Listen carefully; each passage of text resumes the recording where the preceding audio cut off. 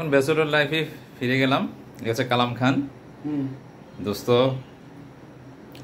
রান্না বান্না করতেছে, সেহরির ব্যবস্থা করতেছে। ফ্যামিলি নাই যেহেতু আমরা সবাই এখন ব্যাচেলর হয়ে গিয়েছি।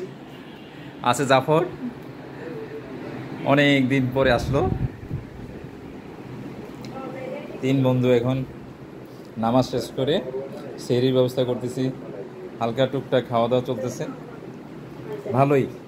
ভালোই লাগে আমাদের, মনে হয় সেই ব্যাচেলর লাইফে ফিরে গেলাম।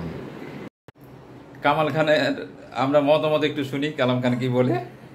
না বলার আছে কি, বলার তো কিছু নাই। এখন হলো কি, ব্যাচেলর যখন ছিলাম স্টুডেন্ট অবস্থায় তখন তো সবাই একসাথে থাকতাম, এক রুমে 3 জন 4 জন গেদি করে। এখন আমরা 3 জন 3 রুমে থাকবো।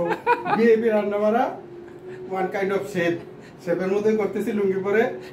এই আর কি, ভাত রান্না হবে, আস্তে আস্তে সেহরি হবে। কালকে সকালবেলা ইনশাআল্লাহ ফজরের পরপরই আমরা কুমিল্লার উদ্দেশ্যে রওনা দেবো। আবার দেখা হবে ইনশাআল্লাহ, দেখা হবে ইনশাআল্লাহ।